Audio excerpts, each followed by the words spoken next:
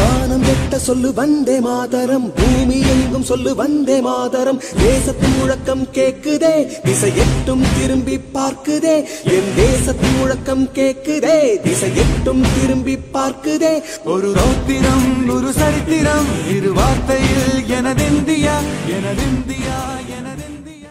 அன்பு ஸ்ரீகிருஷ்ணா தொலைக்காட்சி நோக்கர்களே, இன்றைக்கு ஒரு மிக மகிழ்ச்சியான வெற்றியான சிறப்பான ஒரு நாள்.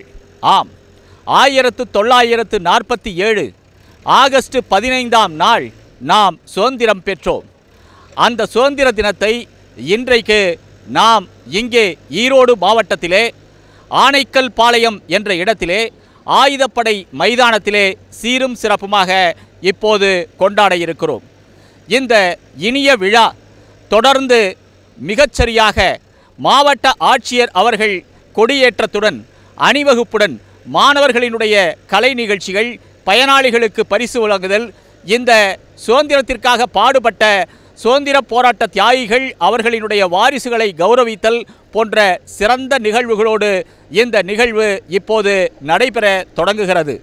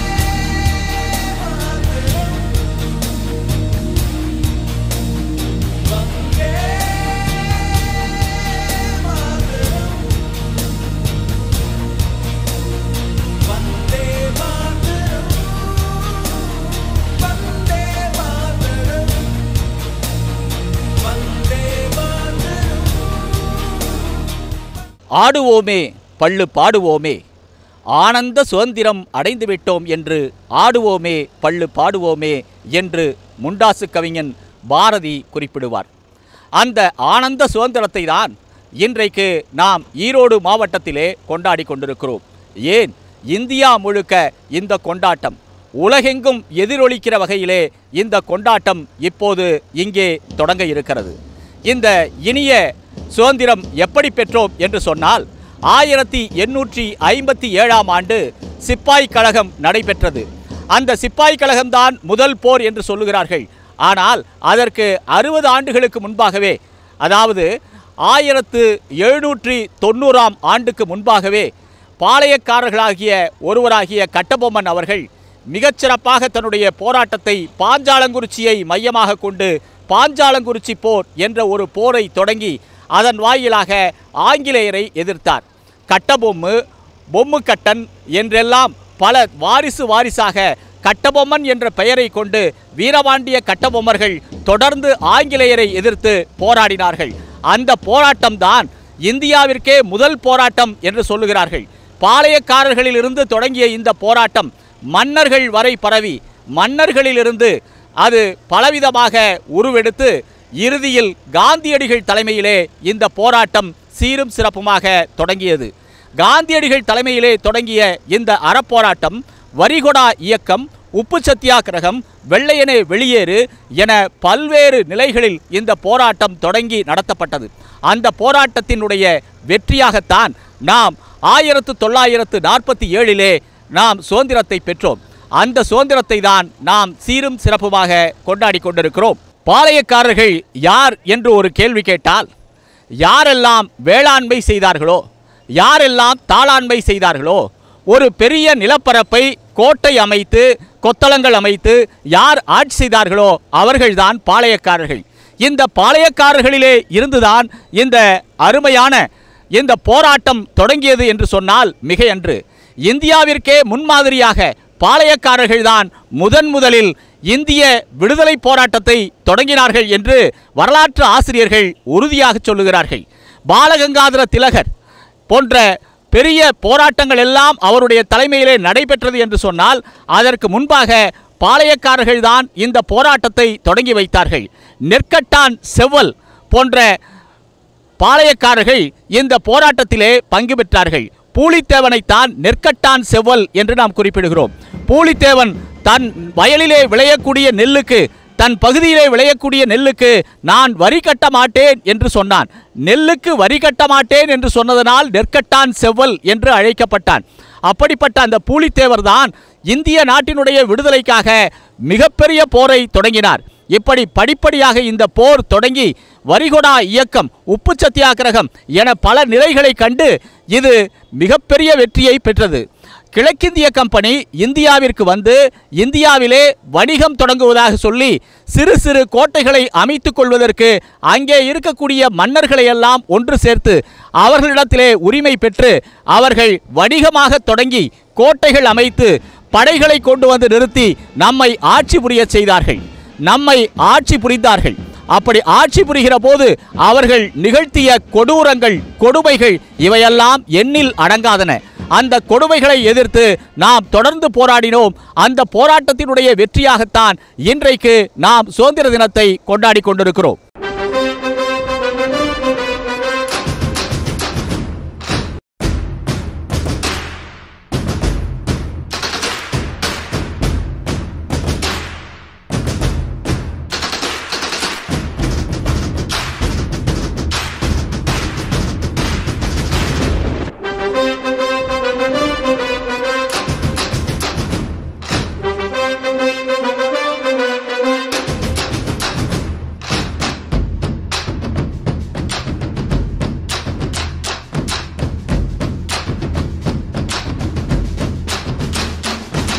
வானம் எட்ட சொல்லு வந்தே மாதரம், பூமி எங்கும் சொல்லு வந்தே மாதரம். தேசத்தின் முழக்கம் கேக்குதே, திசை எட்டும் திரும்பி பார்க்குதே. என் தேசத்தின் முழக்கம் கேக்குதே, திசை எட்டும் திரும்பி பார்க்குதே. ஒரு ரௌத்திரம், ஒரு சரித்திரம், இரு வார்த்தையில் எனதிந்தியா, எனதிந்தியா, எனதிந்தியா. அகிம்சை போராட்டம், அறவழி போராட்டம், கத்தியின்றி இரத்தமின்றி யுத்தம் ஒன்று வருகுது என்று நாமக்கல் கவிஞர் கத்தியும் இரத்தமும் இல்லாமல் இந்த போராட்டம் நடைபெறுகிறது என்று சொன்னார். இது உலகத்திற்கே காந்தியடிகள் கற்றுக் கொடுத்த புதிய பாடம். இன்று வரை நாம் போராட்டம் என்றால் வன்முறை இல்லாமல் மெல்லிய அணுகுமுறையோடு உண்ணாவிரதம் இருக்கின்றோம். இது எல்லாம் காந்தியடிகள் கற்றுக் கொடுத்தது. சரி, இந்த இந்திய விடுதலை போராட்டத்திலே ஈரோட்டினுடைய பங்கு என்ன, ஈரோடு மாவட்டத்தினுடைய பங்கு என்ன என்று சொன்னால், ஈரோடு மாவட்ட ஆட்சியர் அலுவலகம், தீரன் சின்னமலை மாவட்ட அலுவலகம் என்று அதன் தலைப்பிலேயே பெயர் சூட்டி இருக்கிறார்கள். தீரன் சின்னமலை மாளிகையில்தான் ஈரோடு மாவட்ட ஆட்சியர் ஆட்சி புரிகிறார். தீரன் சின்னமலை ஆங்கிலேயரை 3 முறை வெற்றி பெற்றிருக்கிறான். ஓடாநிலை போரிலே ஓடும் நிலையை ஆங்கிலேயர்களுக்கு ஏற்படுத்தினான். கருமலை போரிலே, சங்ககிரி போரிலே ஆங்கிலேயர்களை தொடர்ந்து தோற்கடித்த ஒரே மாவீரன் தீரன் சின்னமலை. தீரன் சின்னமலையோடு அவ்வளவு பெரிய ஆங்கில படை எந்த ஒரு போரிலும் வெற்றி பெறவில்லை என்பது ஒரு மிகப்பெரிய குறிப்பு. இது அவ்வளவு பெரிய வெற்றியை நமக்கு தந்திருக்கிறது. அந்த அளவிலே இந்த ஈரோடு மாவட்டத்திலே தீரன் சின்னமலை அவர்கள் மிகச்சிறந்த வெற்றியை நிலைநிறுத்தினார். அவரை ஆங்கில அரசு வெல்லவே முடியவில்லை. சமையல்காரனை கொண்டு சூழ்ச்சி வகுத்து அவன் சாப்பிடும் போது அவன் உணவு உண்ணும் போது அவனை சுற்றி வளைத்து பிடித்தார்கள். இப்படித்தான் ஆங்கில அரசு சூழ்ச்சி வலையின் மூலமாகத்தான் இப்படி சிற்றரசர்களையும் மன்னர்களையும் போராட்டக்காரர்களையும் கைது செய்தது என்று வரலாறு குறிப்பிடுகின்றது. சுப்பிரமணிய சிவா, வ.உ. சிதம்பரம் பிள்ளை, பாரதியார், இந்த 3 பேரும் தான் தமிழக விடுதலையில் மிகப்பெரிய பங்காற்றியவர்கள் என்றால் அது மிகையன்று. வ.உ. சிதம்பரம் பிள்ளை ஒரு வழக்கறிஞராக இருந்த போதும், அவர் இரட்டை ஆயுள் தண்டனை பெற்ற போதும், இறுதி வரை இந்திய நாட்டிற்காக தன்னுடைய பொன் பொருள் உறவுகள் அனைத்தையும் இழந்து இந்திய நாட்டிற்காக தன் உயிரை தியாகம் செய்தவர் வ.உ. சிதம்பரம் பிள்ளை. அவருக்கு 2 சிறப்பு பெயர்களை சொல்லி இந்திய நாடு அவருக்கு தலைவணங்கி நிற்கிறது. ஒன்று கப்பலோட்டிய தமிழன், இன்னொன்று அவரை செக்கிழுத்த செம்மல் என்று பாராட்டுகிறது. செம்மல் என்றார் தலைவன் என்று பொருள். செக்கிழுத்த செம்மல் என்று வ.உ. சிதம்பரம் பிள்ளையை நாம் என்றென்றைக்கும் கொண்டாடுகிறோம். மாட்டுக்கு பதிலாக மனிதனை பூட்டி செக்கிழுக்க வைத்து ஆங்கில அரசு அட்டூழியம் செய்தது, மிகப்பெரிய கொடுமையை செய்தது. அத்தனையையும் பொறுத்து கொண்டார்.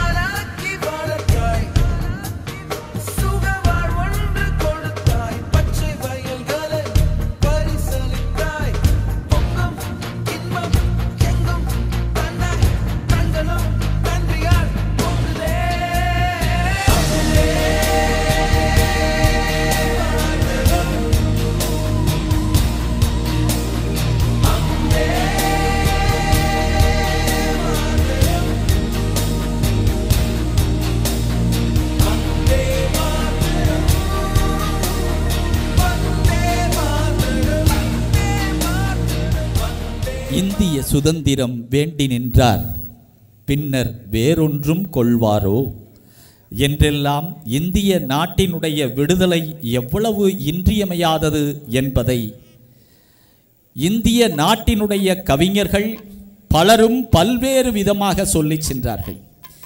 இந்திய நாட்டினுடைய விடுதலை வேல், வில், அம்பு போன்றவற்றால் தொடங்கி அகிம்சை போரால் இறுதியாக வெற்றி கண்டது என்பது மட்டுமல்ல, மக்களினுடைய மனதிலே எழுச்சியை உண்டாக்குவதற்காக, மக்களினுடைய மனத்திலே விடுதலை போராட்ட உணர்ச்சியை உண்டாக்குவதற்காக தொடர்ந்து நாடக ஆசிரியர்கள், எழுத்தாளர்கள், கவிஞர்கள், பத்திரிகையாளர்கள் என ஒவ்வொருவரும் இந்திய விடுதலைக்காக தொடர்ந்து அவர்கள் எழுத்தாலும் பேச்சாலும் தொடர்ந்து இந்திய நாட்டினுடைய விடுதலைக்காக அவர்கள் எழுதி வந்தார்கள்.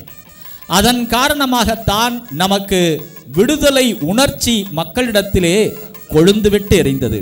மகாத்மா காந்தியடிகளினுடைய அறப்போராட்டம் மிகப்பெரிய வியப்பையும் அச்சத்தையும் ஆங்கில அரசுக்கு ஏற்படுத்தியது. ரவுலட் சட்டம், ஒத்துழையாமை இயக்கம், சுதேசி இயக்கம் என பல போராட்டங்களை காந்தியடிகள் மிகச்சிறப்பாக நிகழ்த்தினார். அதனுடைய விளைவாகத்தான் இன்றைக்கு நாம் வெற்றி பெற்ற இந்தியர்களாக இருக்கிறோம். சுதந்திர போராட்டத்திலே எத்தனையோ மன்னர்கள், எத்தனையோ பாளையக்காரர்கள், எத்தனையோ வீரர்கள் தோற்றிருக்கிறார்கள். ஆனால் இறுதியில் வென்றது இந்தியா என்ற ஒரு நல்ல முடிவுக்காகத்தான் அவர்கள் தன்னை தான் தோற்றாலும் பரவாயில்லை, இந்தியா வெற்றியடைய வேண்டும் என்பதற்காக அவர்கள் தொடர்ந்து போராடினார்கள். அந்த போராட்டத்தினுடைய ஒப்பற்ற வெற்றிதான் இன்றைக்கு நாம் சுதந்திர தினமாக கொண்டாடி கொண்டிருக்கிறோம். என் நன்றி கொன்றார்க்கும் உய்வுண்டாம் உய்வில்லை, செய் நன்றி கொன்ற மகற்கு என்று வள்ளுவர் எழுதுவார். என்றைக்கும் நாம் நன்றி மறவாதவர்கள் என்பதையும், என்றைக்கும் நாம் நாட்டுப்பற்றோடு திகழ்பவர்கள் என்பதையும், என்றைக்கும் இந்திய நாட்டினுடைய மேன்மைக்காக நாம் பாடுபடுபவர்கள் என்பதையும் இந்த ஒரு திருநாளிலே மட்டுமல்ல 365 நாள்களும் இந்திய திருநாடு உயர வேண்டும், என் நாடு இந்திய நாடு, பாருக்குள்ளே நல்ல நாடு எங்கள் பாரத நாடு என்று நாம் பெருமையோடு இன்றைக்கு சொல்லிக் கொண்டிருக்கிறோம் என்று சொன்னால் அதற்கெல்லாம் அடிப்படை காரணம் இந்திய விடுதலை போராட்டத்திலே பங்கேற்ற விடுதலை போராட்ட வீரர்கள். அந்த ஆட்சி காலத்திலே இருந்தவர்கள் ஆங்கில ஆட்சிக்காரர்கள் இந்தியர்களை மட்டுமல்ல உலகெங்கிலும் பல்வேறு நாடுகளை அடிமைப்படுத்தினார்கள், வணிகம் செய்ய வந்தார்கள். அவர்கள் 100 ஆண்டுகள் வணிகத்திற்காக 200 ஆண்டுகள் நம்மை அடிமைப்படுத்தி இருந்த போதும் அந்த 200 ஆண்டுகளுக்கு முன்பாகவே அவர்கள் கிழக்கிந்திய கம்பெனி என்ற ஒரு கம்பெனியை தொடங்குகிறோம், நாங்கள் வணிகம் நடத்த வருகிறோம் என்று இங்கே இருந்த சிற்றரசர்கள் குறுநில மன்னர்களிடத்திலே இடத்தை வாங்கி அந்த இடத்திலே கோட்டைகள் கட்டி அதன் மூலமாக அவர்கள் ஆட்சியை பிடிக்க தொடங்கினார்கள்.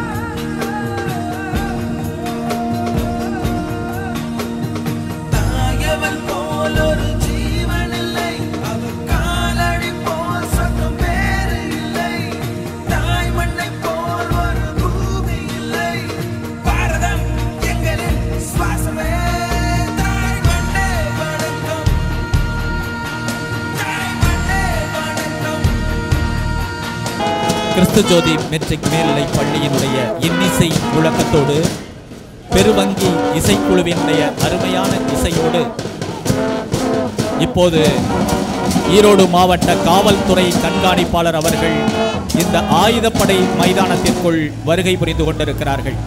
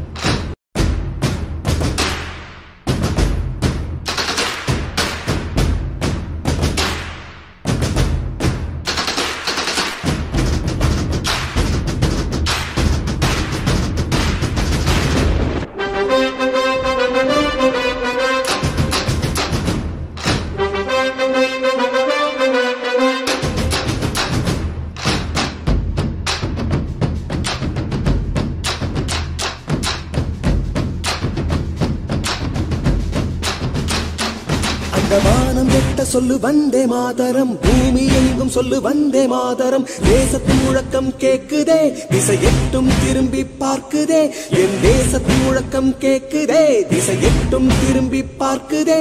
ஒரு ரௌத்திரம் ஒரு சரித்திரம் இரு வார்த்தையில் எனதிந்தியா எனதிந்தியா எனதிந்தியா.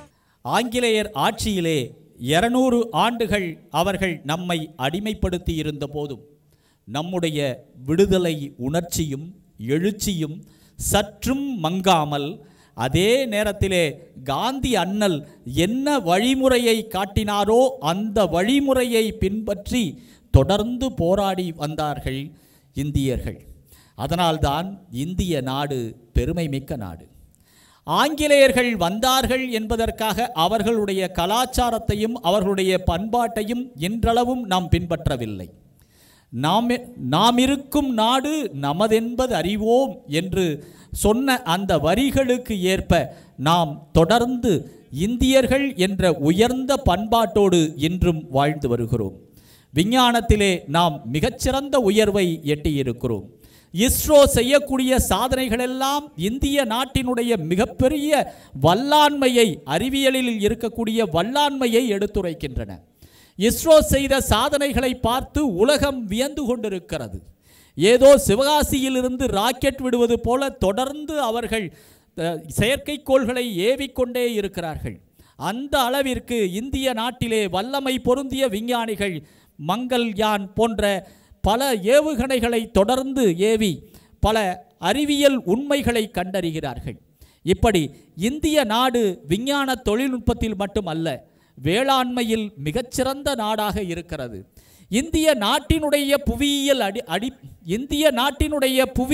அமைப்பு, இந்திய நாட்டினுடைய அறிவியல் அறிவு, இந்திய நாட்டினுடைய மக்களின் செழுமை, இந்திய நாட்டு மக்களினுடைய திறமை, இவையெல்லாம் உலகம் பார்த்து வியந்து நம்மை பாராட்டி கொண்டே இருக்கிறது. அந்த அளவிற்கு இந்தியா இன்றைக்கு வெற்றி பெற்றிருக்கிறது என்று சொன்னால் அதற்கு காரணம் நாம் பெற்ற விடுதலை. இந்த விடுதலையை வாங்கி தந்த அந்த விடுதலை போராட்ட வீரர்களினுடைய தியாகத்தை என்னென்று சொல்வது? எத்தனை ஆயிரம் பேர் இரத்தம் சிந்தினார்கள். காந்தியடிகள் அறப்போராட்டம் என்ற ஒன்றை உருவாக்கினார். அந்த அறப்போராட்டத்திலே நாம் கத்தியின்றி இரத்தமின்றி யுத்தம் ஒன்று வருகுது என்று நாமக்கல் கவிஞர் சொன்னது போல கத்தியும் இரத்தமும் இல்லாமல் தொடர்ந்து எதிர்ப்பு போராட்டத்தை நாம் நடத்தி கொண்டே இருந்தோம். காந்தியடிகளிடத்திலே கேட்டார்கள், அறப்போராட்டம் என்றால் என்ன என்று கேட்டார்கள். அதற்கு அவர் சொன்னார், ஆங்கில படைகள் குண்டாந்தடி கொண்டு ஓங்கி அடிக்கிற போது உங்கள் கைகளால் தடுத்தால் அந்த கைகள் கூட ஒரு ஆயுதம்தான் என்று கருதப்படும். எனவே ஆங்கிலேயர்கள் குண்டாந்தடி கொண்டு அடிக்கிற போது நீங்கள் கைகளால் தடுக்காதீர்கள், உங்கள் தலையால் வாங்கி கொள்ளுங்கள் என்று சொன்னார். அந்த அளவிற்கு நாம் நம்முடைய நாட்டை வெற்றி பெறச் செய்ய வேண்டும் என்று சொல்லி தன்னை இழந்து நாட்டை நாம் காப்பாற்றினோம். அந்த நாட்டை விடுதலை பெறச் செய்வதற்காக, இந்த இனிய விழாவை நாம் காண்பதற்காக, இந்த இந்திய நாட்டினுடைய உரிமையை பெறுவதற்காக தொடர்ந்து பல ஆண்டுகளாக 200 ஆண்டுகள் போராட்டம், அதனுடைய வெற்றி தான் சுதந்திர தினமாக இன்றைக்கு கொண்டாடப்படுகிறது. வாவு சிதம்பரம் பிள்ளையினுடைய கப்பல் போக்குவரத்து, அதனால்தான் அவரை கப்பலோட்டிய தமிழன், ஆங்கிலேயருக்கு இணையாக கப்பல் வாங்கி கப்பல் ஓட்டினார். அதனால் கப்பலோட்டிய தமிழன் என்று பாராட்டப்பட்டார். அவர் இதற்காக பாம்பே சென்று அங்கே இருக்கக்கூடிய கப்பலை விலைக்கு வாங்கி அந்த கப்பலை கொழும்புக்கு ஓட்டினார். அப்படி அவர் செய்த போது அவருக்கு போட்டியாக ஆங்கில அரசும் கப்பல் விட்டது. ஆனால் ஆங்கில அரசினுடைய கப்பலிலே செல்ல மக்கள் மறுத்தார்கள். ஆனால் எப்படியும் அவரை தோற்கடிப்பது என்று சொல்லி அவரை சிறையில் தள்ளி அந்த காலகட்டத்திலே அந்த கப்பல் வர்த்தக கம்பெனியை முழுமையாக அழித்தது ஆங்கில அரசு. எந்த இடத்திலும் ஆங்கில அரசு தொடர்ந்து தன்னுடைய நேருக்கு நேரான பாதையிலே போரிடவில்லை. அப்படி சூழ்ச்சியால் பின்வழியாக வந்து அவர்கள் தொடர்ந்து இந்தியாவை துன்புறுத்தி வந்தார்கள். அதனால்தான் இந்திய நாடு மிகப்பெரிய இன்னல்களுக்கும் துன்பத்திற்கும் ஆளானது. அந்த வகையிலே இந்திய நாட்டினுடைய விடுதலை போராட்டம் என்பது மிகப்பெரிய வரலாற்றை கொண்டது.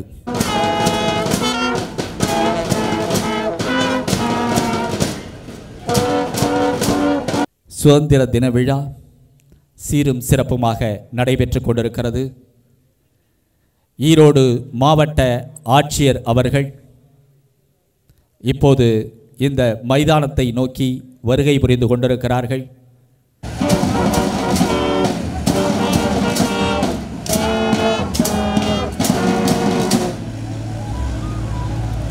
By the left,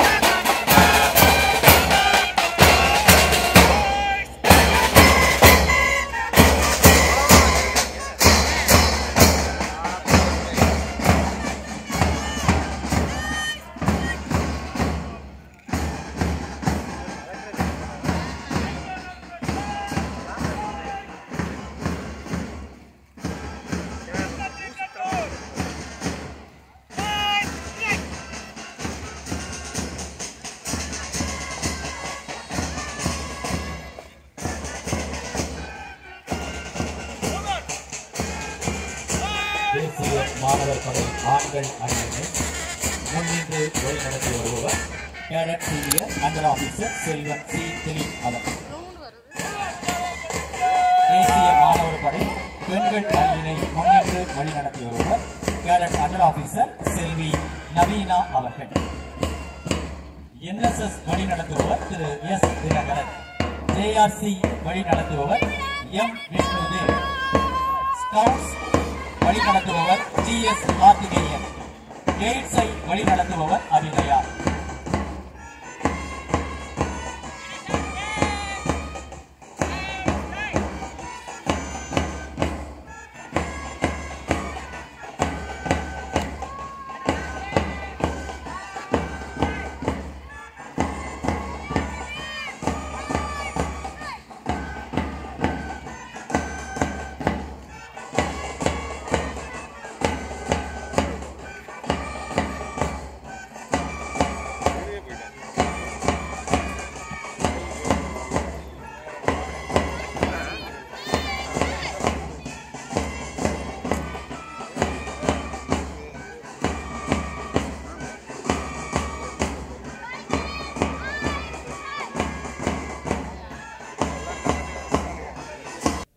இந்திய திருநாட்டின் ஒவ்வொரு அசைவும், இந்திய திருநாட்டின் ஒவ்வொரு வேட்கையும் இன்றைக்கு நிறைவேற்றப்பட்டு கொண்டிருக்கிறது.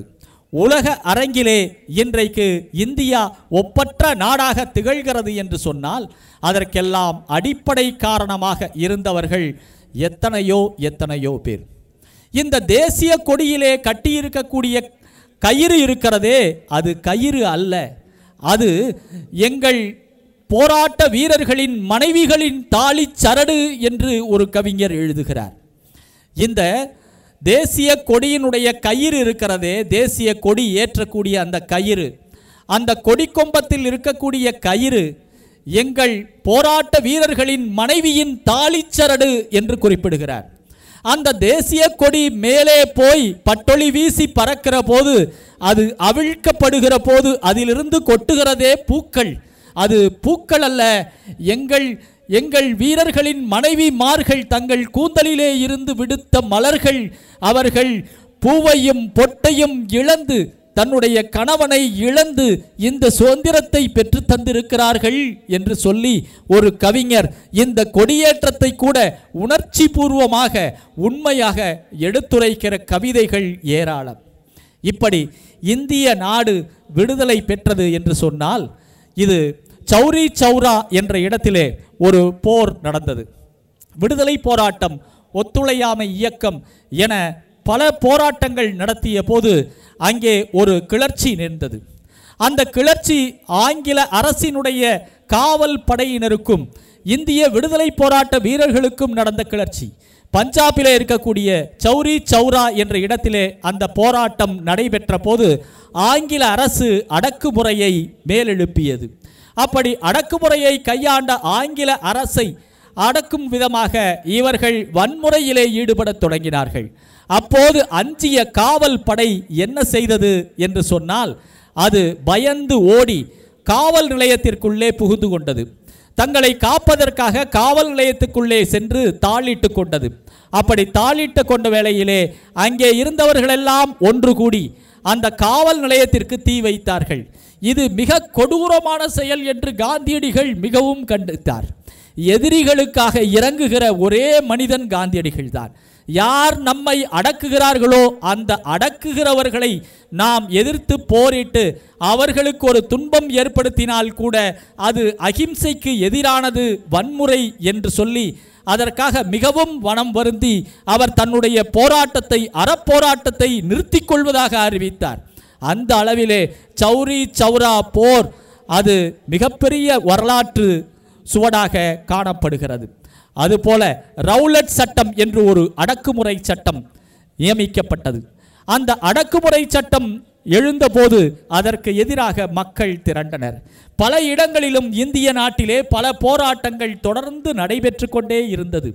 அந்த இருட்டு சட்டம் என்று சொல்லக்கூடிய ரவுலட் சட்டம் யார் என்ன செய்தாலும் சரி, ஆங்கில அரசினுடைய காவல் படை நினைத்தால் அவர்களை எந்த கேள்வியும் இல்லாமல் அவர்களை கைது செய்ய முடியும் என்பதுதான் ரவுலட் சட்டத்தினுடைய ஒட்டுமொத்த சாராம்சம். ஆனால் அதனை எதிர்த்து இந்திய நாடு கிளர்ந்தெழுந்தது. அப்போதுதான் பஞ்சாபிலே ஜாலியன் வாலாபாக் என்ற இடத்திலே ஒரு மிகப்பெரிய கொடூரம் நிகழ்த்தப்பட்டது. அந்த ஜாலியன் வாலாபாக் என்ற இடத்திலே ஒரு விழாவிற்காக ஒன்று கூடியிருந்தார்கள் மக்கள். ஆயிரக்கணக்கான மக்கள் அங்கே ஒன்று கூடியிருந்தார்கள். அங்கே சிறுவர்கள் இருந்தார்கள், சிறுமிகள் இருந்தார்கள், பெண்கள் இருந்தார்கள், ஆண்கள் இருந்தார்கள், கர்ப்பிணி பெண்கள் இருந்தார்கள். இவர்களெல்லாம் போராட்டத்திற்கு வந்தவர்களா? இல்லை, இவர்கள் ஒரு விழா கொண்டாடுவதற்காக வந்திருந்தார்கள். ஆனால் அங்கே இருந்த ஆங்கில அரசினுடைய படை தளபதி ஜெனரல் டயர் என்பவர் என்ன செய்தார்?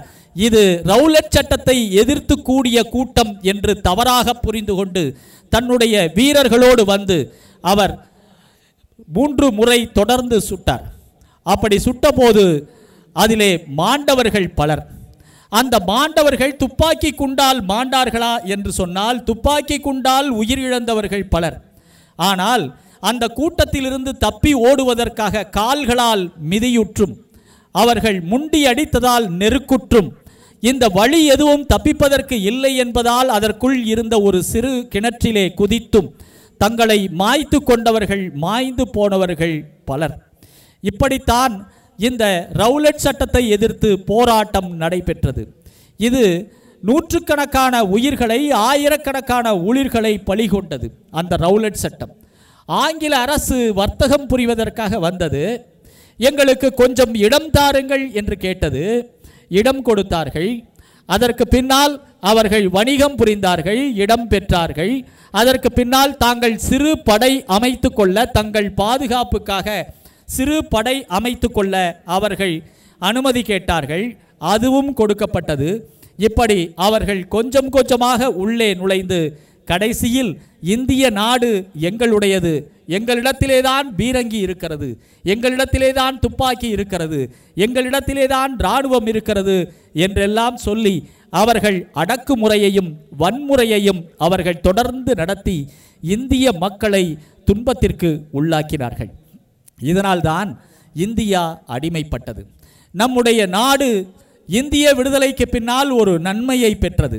அதுதான் அத்துணை சமஸ்தானங்களையும் நாம் ஒன்றிணைத்து இந்தியா என்ற ஒரு பெரிய ஜனநாயக நாட்டை நாம் இன்றைக்கு கட்டமைத்து மிகச்சிறப்பாக இந்திய நாடு ஒரு மிகப்பெரிய ஜனநாயக நாடாக கொண்டாடி கொண்டிருக்கிற அற்புதமான ஒரு நாட்டை நாம் உருவாக்கி இருக்கிறோம் என்று சொன்னால், நாம் பிரிந்திருந்த போது நாம் பெற்ற துன்பங்கள் அளவுகள் அதிகம்.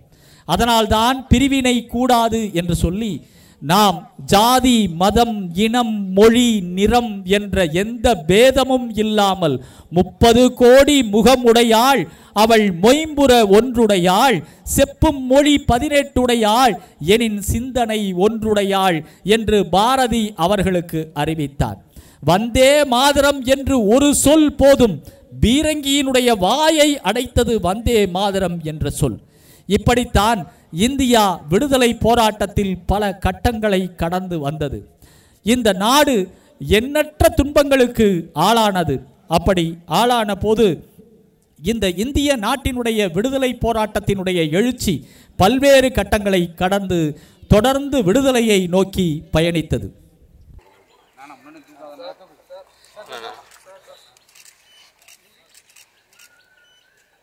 ஈரோடு நகரம், ஈரோடு தெற்கு காவல் ஆய்வாளர் எஸ் வைரன்.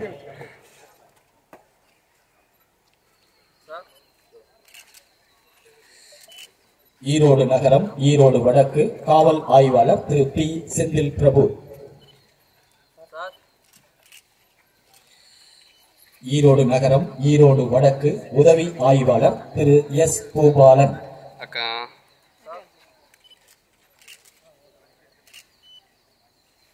ஈரோடு ஊரகம் அரச்சலூர் உதவி ஆய்வாளர் திரு டி பூபதி. ஈரோடு நகரம், ஈரோடு வடக்கு காவலர் திரு பி பாரதி. ஈரோடு ஆயுதப்படை பெண் காவலர் திருமதி பி சோனியா.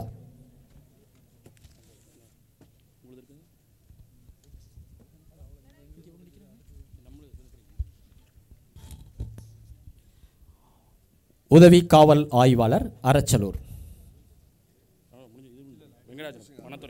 வனத்துறை வனச்சரக அலுவலர் கேர்மாலம் வனச்சரகம், சத்தியமங்கலம் புலிகள் காப்பகம், ஆசனூர் வனக்கோட்டம். வனச்சரக அலுவலர் வன பாதுகாப்பு படை சரகம், சூழல் மேம்பாட்டு வனச்சரகம், திரு கை மணிகண்டன் அவர்கள். வனக்காப்பாளர் சென்னம்பட்டி வனச்சரகம், ஈரோடு வனக்கோட்டம், திரு ஏ கண்ணையா அவர்கள்.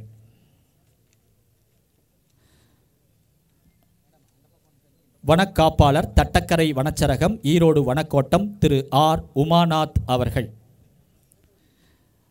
வனக்காப்பாளர் அந்தியூர் வனச்சரகம், ஈரோடு வனக்கோட்டம், திருமதி எஸ் ஹேமா அவர்கள். முன்னணி தீயணைப்பு வீரர், தீயணைப்பு மீட்புப் பணிகள் நிலையம், ஈரோடு, திரு ஏ பழனிவேல் ராஜா. சிறப்பாக பணிபுரிந்தமைக்காக உதவியாளர் திரு பி திலகவதி அவர்கள். உள்வட்ட நில வருவாய் ஆய்வாளர் திரு இள ரவிசங்கர் அவர்கள். கிராம நிர்வாக அலுவலர் பூசாரிப்பாளையம் திரு சந்திரகுமார். கிராம உதவியாளர் திகினாரை கிராமம், தாளவாடி வட்டம், திரு கே சித்தராஜ். வட்டார வளர்ச்சி அலுவலர் நம்பியூர் திருமதி சி சாந்தி. இளநிலை பொறியாளர் பவானி வட்டாரம் திரு எஸ் எஸ் செங்கோட்டையன். பார்வையாளர் மொடக்குறிச்சி வட்டாரம் திரு ஆர் ஜி சரவணகுமார். ஈப்பு ஓட்டுநர் மாவட்ட ஊரக வளர்ச்சி முகமை ஆர் பழனிசாமி. மண்டல துணை வட்டார வளர்ச்சி அலுவலர் திரு கே கே கருணாநிதி. ஊராட்சி மன்ற தலைவர் திருமதி பி பேபி அவர்கள். ஊராட்சி செயலர் காகம் ஊராட்சி மொடக்குறிச்சி வட்டாரம் திரு இ எஸ் சரவணன் அவர்கள். உதவி ஆணையர் பிரப்சாலை வரி விதிப்பு அலுவலகம் எஸ் வளர்மதி அவர்கள். துணை மாநில வரி அலுவலர் துணை ஆணையர் அலுவலகம் சோலங்கிராஜ் அவர்கள். தாய்சேய் நல அலுவலர் ஈரோடு மாநகராட்சி மருத்துவர் ஆர் விஜயசித்ரா.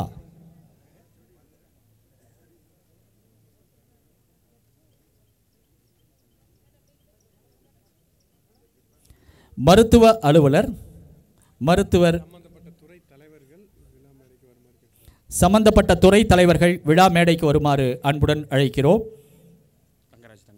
திரு தங்கராஜ் அவர்கள் துப்புரவு அலுவலர், திரு து ராஜகோபால் கண்காணிப்பாளர், திரு ஜே பாபு உதவியாளர் ஈரோடு மாநகராட்சி, திரு என் மகாலிங்கம் தூய்மை பணியாளர், திரு ஆர் வின்சென்ட் ராஜ் வருவாய் ஆய்வாளர், திரு ப பன்னாரி தூய்மை பணியாளர்,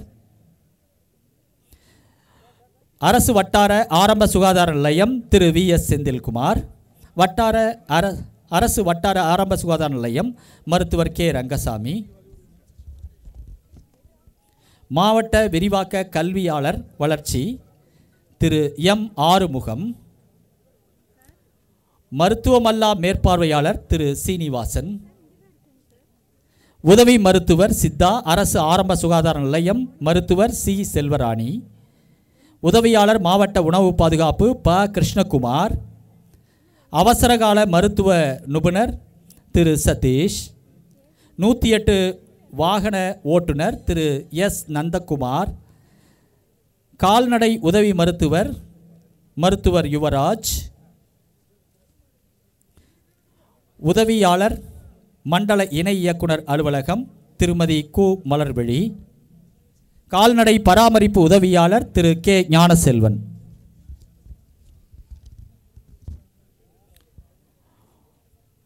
ஈரோடு மாவட்ட உயர்கல்வி அரசு திட்டங்களை ஒருங்கிணைக்கவும் தரவுகள் வழங்கவும் பெரும் உதவியாக இருந்தமைக்காக முனைவர் மனோகரன், முதல்வர் சிக்கைய நாயக்கர் ஈரோடு அரசு கல்லூரி. மாவட்ட அலுவலர் தொடக்க கல்வி கோபிச்செட்டிப்பாளையம் திரு திருநாவுக்கரசு. நேர்முக உதவியாளர் தொடக்க கல்வி பி ஆராய்ச்சி மணி. தலைமை ஆசிரியை சிவகிரி அரசு மகளிர் மேல்நிலைப்பள்ளி சி சுமதி. கண்காணிப்பாளர் பொதுப்பணித்துறை திருமதி எல் சாந்தி. ஓட்டுநர் பொதுப்பணித்துறை திரு ம பாலாஜி. உதவி பொறியாளர் பொதுப்பணித்துறை மின்பிரிவு திரு எஸ் நந்தகுமார். உதவி பொறியாளர் பொதுப்பணித்துறை ம சுபாஷினி. உதவி பொறியாளர் பொதுப்பணித்துறை திரு கிஷோர் குமார். உதவி செயற்பொறியாளர் பவானி. பொறியாளர் மு ரவி அவர்கள். உதவி பொறியாளர் பாசனப்பிரிவு செந்தில்குமார். உதவி பொறியாளர் திரு சு சேகர் பவானி. உதவி கோபிச்செட்டிப்பாளையம் திருமதி பா ராதா ருக்மணி அவர்கள். கூட்டுறவு சார் பதிவாளர் கள அலுவலர் திருமதி பா வேலுமணி. ராதா ருக்மணி அவர்களை தொடர்ந்து பா வேலுமணி அவர்கள். கூட்டுறவு சார் பதிவாளர் திரு இர பிரதீப் ராஜ். கூட்டுறவு சார் பதிவாளர்.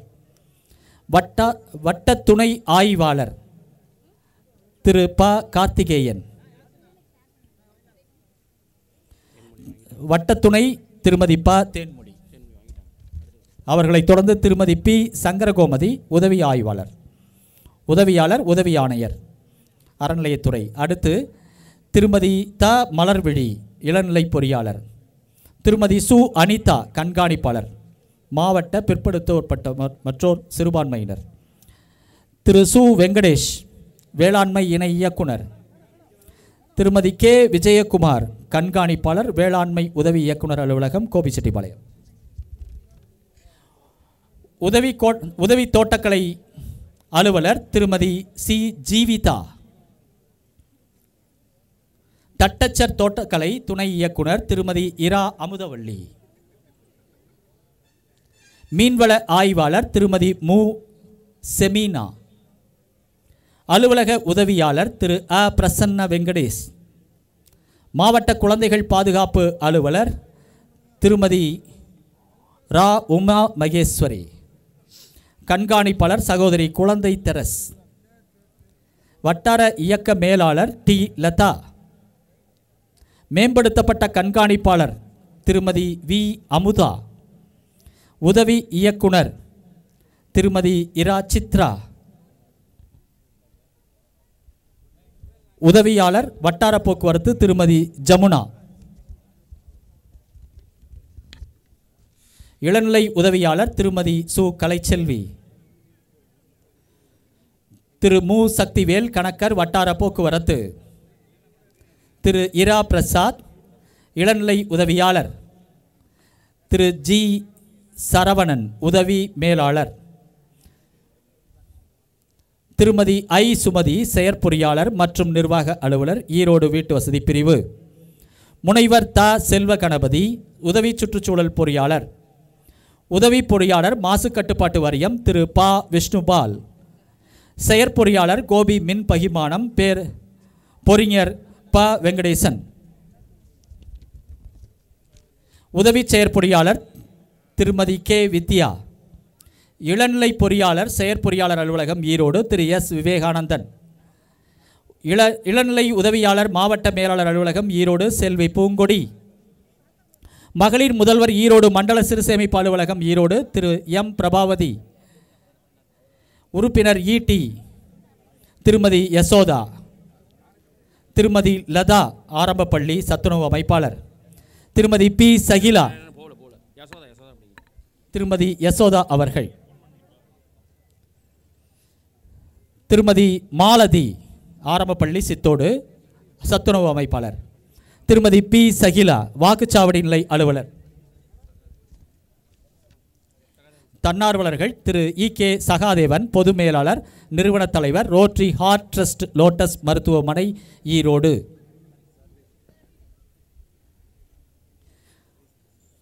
ரோட்டரி ஹார்ட் கேர் பஸ் மூலம் ஈரோடு மாவட்டத்தில் உள்ள கிராமங்களில் இலவச மருத்துவ முகாம்கள் மற்றும் மருத்துவத்துறை சார்ந்த விழிப்புணர்வு நிகழ்ச்சிகள் நடத்தியமைக்காக. அடுத்து Akshathiya academy Arachalur Chennimalai main road Sunaipparai Veerampalayam. சுற்றுச்சூழல் மற்றும் அதன் பாதுகாப்புக்காக சூழல் அறிவோம் திரு வி தீபக். சுற்றுச்சூழல் மற்றும் அதன் பாதுகாப்புக்காக ஈரோடு மாவட்ட தலைமை அரசு ஊரக வளர்ச்சி மற்றும் ஊராட்சித்துறை செந்தில்குமார். அடுத்து செங்கோட்டையன். அடுத்து லட்சுமி. அடுத்து ராஜேஸ்வரி அவர்கள். அதற்கடுத்து பொன்னுசாமி அவர்கள் வேளாண்மை துறை. ராஜேஸ்வரன். அதற்கடுத்து பொன்னுசாமி அவர்களை தொண்டு ராஜேஷ்குமார். மாற்றுத்திறனாளி நலத்துறை திரு நஜீம் திருமதி நஜீம் அவர்கள்.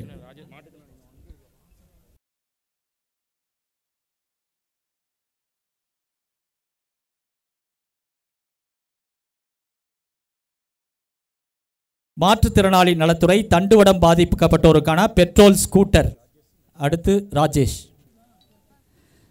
திருமண உதவித்தொகை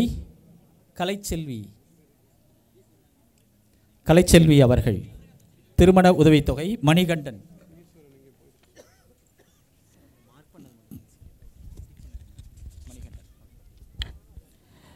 இயற்கை மரண நிவாரண நிதி ராதாமணி அவர்கள். இயற்கை மரண நிவாரண நிதி தீபா அவர்கள். இயற்கை மரண நிவாரண நிதி மல்லிகா அவர்கள். இயற்கை மரண நிவாரண நிதி சரவணன் அவர்கள். இயற்கை மரண நிவாரண நிதி ரேவதி அவர்கள். இயற்கை மரண நிவாரண நிதியின் கீழ் திருமதி சுமதி.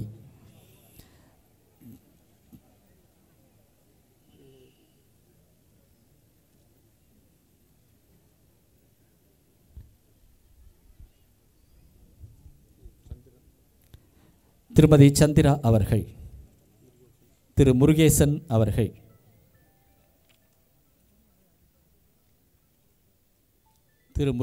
அவர்கள். முதலமைச்சர் பொது நிவாரண நிதி திரு சவுந்தரராஜ்.